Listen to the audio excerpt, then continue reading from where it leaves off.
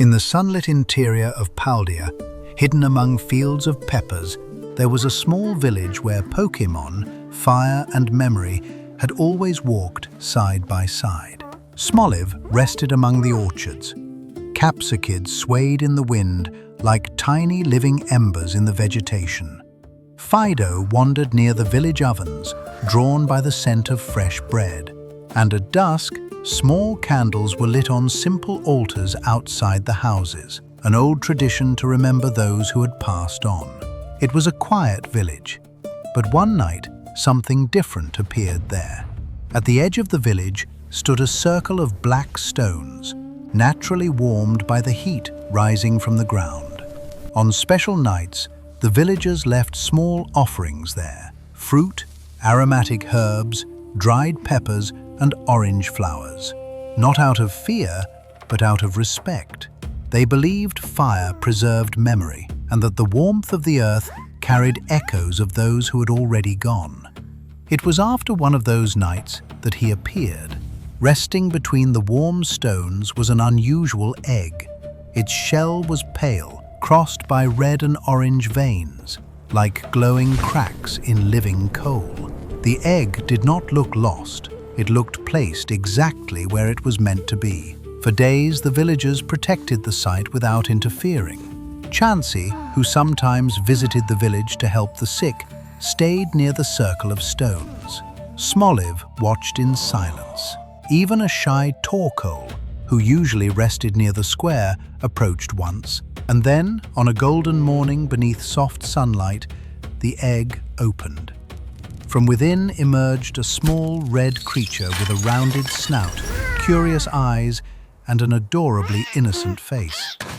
A crocodilian hatchling, a small being of fire, Fuecoco.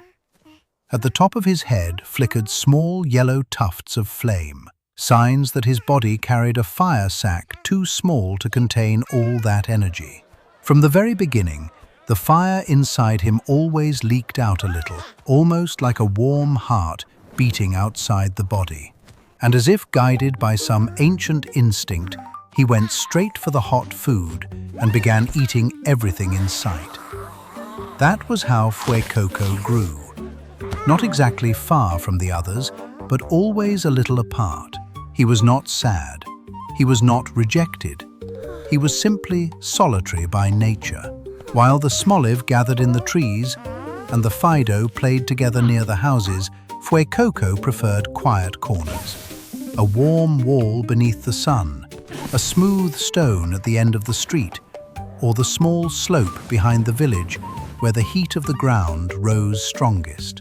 There, he would spend hours doing nothing at all, simply feeling the warmth, blinking slowly, watching the world as if nothing needed to be rushed. That temperament suited his nature perfectly. Fuecoco is relaxed, moves at his own pace, and runs the moment he sees food. All it took was someone slicing fruit in the square, baking something in the ovens, or dropping a berry along the road, and the little loner changed completely. Guided entirely by the promise of a good meal, the villagers laughed with affection. The village children already knew if they wanted to find Fuecoco, all they had to do was follow the smell of food. And that was how, little by little, he stopped being only the creature from the fire egg and became part of the life of the village. He was still solitary, but he was no longer alone. Over time, the village itself seemed to shape itself around him. Near the crops, Capsikid shared the sunlit ground that Fuecoco loved. Smoliv brought a gentle contrast to his warm energy. Fido appeared on mornings when the smell of bread filled the streets.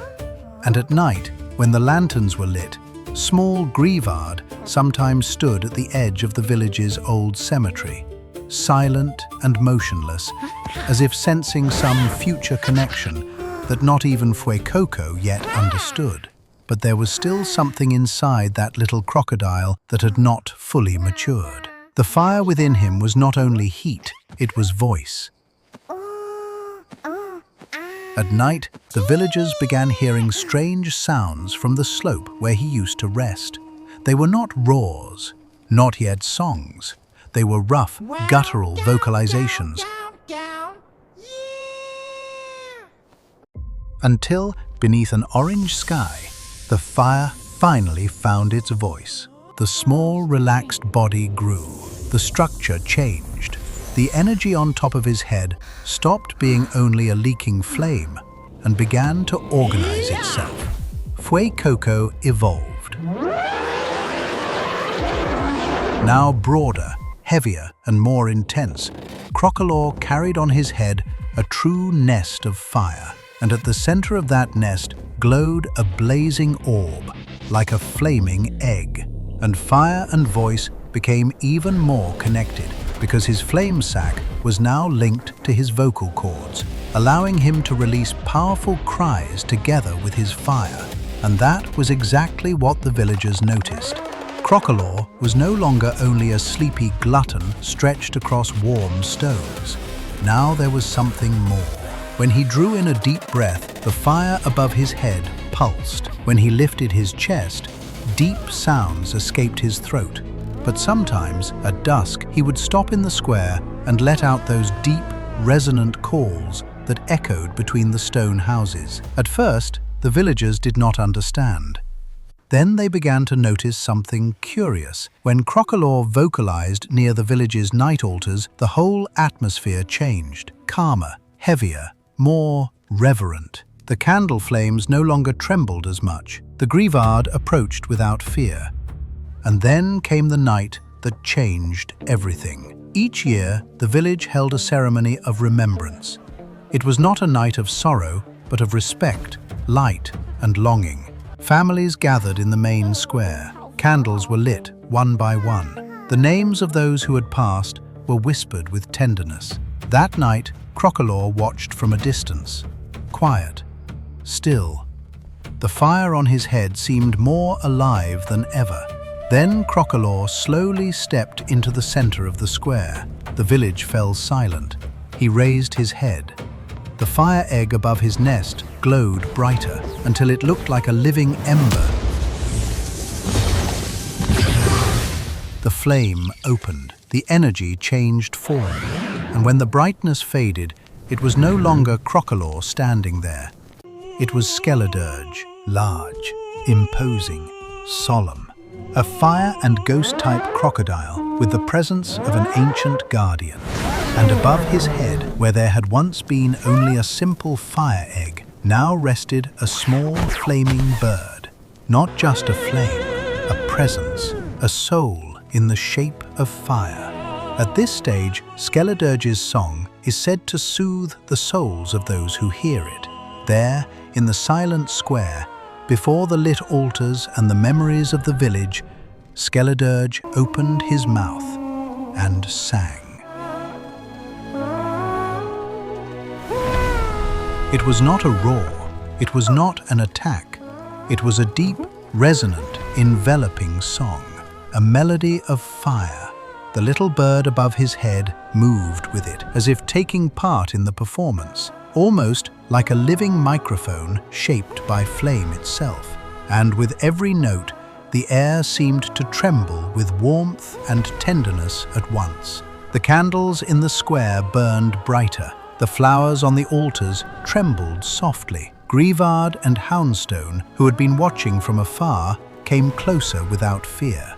Some villagers closed their eyes. Others cried in silence. Because Skeledurge's song did not bring pain, it brought peace. As if he was saying, without words, that remembrance was not suffering, but a way of keeping something alive. And in that moment, the village understood. The solitary hatchling once born among warm stones, the distracted glutton who slept in the sun, the adolescent creature of raw fire and rough voice, had become something greater. Not a king, not a monster, but a being of passage, a guardian between ember and memory. Skeledurge continued living on the edges of the village, among the old walls, the warm hills, and the circle of stones where he had first been born. He did not belong to the people, and the people knew that. but a silent pact now existed between them. On nights of remembrance, the villagers left space at the center of the square. And when the moment came, Skeledirge appeared. The elders bowed their heads in reverence. The children watched in wonder. Smoliv gathered near the flower beds in the square. Capsakid swayed in the warm wind. Fido and Daxbun remained quiet near the houses. Grievard and Houndstone, discreet as ever, appeared at the edges of the ceremony. And for a few brief minutes, the entire village breathed in the rhythm of that song. Fuecoco's story had always been greater than it first appeared. He was born as a small, instinctive flame, a relaxed, distracted, hungry hatchling, warming himself on stones and living without hurry. Then he matured. His energy took shape. His voice gained weight. His flame became an egg. And at last, his song gained a soul.